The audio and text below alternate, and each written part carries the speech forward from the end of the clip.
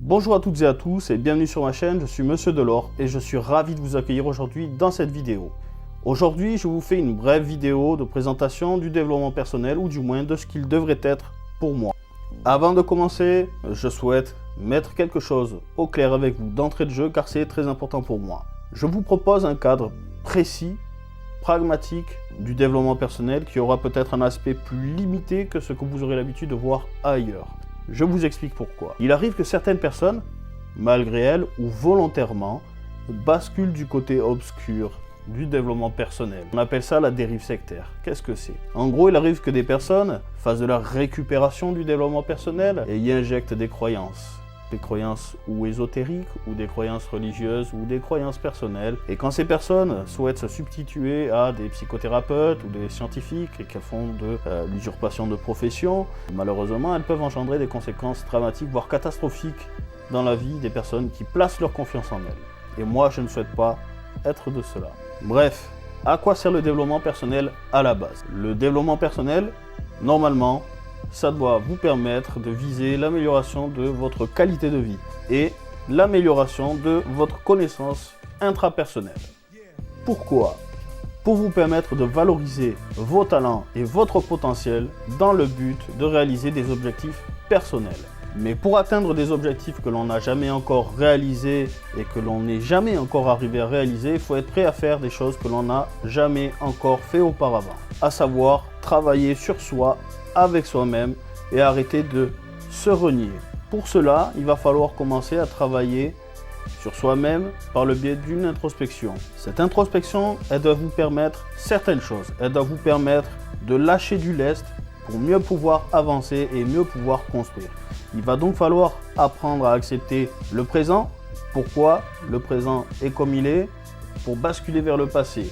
Tout ce qui peut générer à terme un auto-sabotage par le biais des impuissances acquises, des schémas limitants, de l'anxiété, de la déprime, de la timidité, etc. Plein de sujets que l'on pourra aborder dans d'autres vidéos. Ainsi, vous allez apprendre à devenir plus performant grâce à une meilleure gestion de vos émotions, même les plus difficiles. Vous allez devenir plus performant dans votre capacité à gérer votre temps et votre productivité. Ainsi, vous allez apprendre à accepter ce que vous êtes et à mieux accepter tout ce qui vous entoure. Et ça a des effets non négligeables. Mais attention, bien que le développement personnel puisse générer des effets bénéfiques, voire quasi thérapeutiques, si on peut s'exprimer ainsi, le développement personnel, ce n'est pas une psychothérapie ni une méthode miracle. Le développement personnel, c'est une démarche personnelle et volontaire. Donc, vous vous engagez envers vous-même et vous êtes responsable de vous-même. C'est la raison pour laquelle je souhaite vous proposer un certain type de contenu qui doit vous emmener vers la réflexion, vers le raisonnement, vers la remise en question même. Ainsi, en interagissant avec moi dans les commentaires, si vos questions sont pertinentes et que je peux y répondre, je les répertorierai dans la section foire aux questions ou FAQ, comme ça je pourrai y répondre.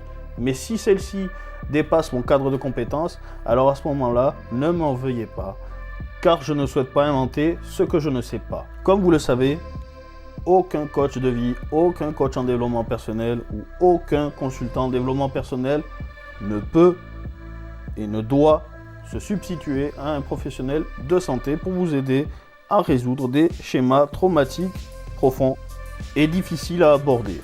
Certes, ça demande beaucoup de travail et de rigueur, mais si vous le souhaitez vraiment, si vous souhaitez transformer ce que vous êtes pour transformer votre vie, alors vous n'hésiterez pas à redoubler d'efforts, j'en suis certain. Voilà, c'est tout pour aujourd'hui. Je vous remercie d'avoir visionné cette vidéo. Je vous invite à nouveau à vous abonner et à activer la petite clochette. N'hésitez pas à me laisser un petit pouce bleu pour me remercier et pour soutenir ma chaîne et mon travail. Je vous dis à la prochaine. Ciao.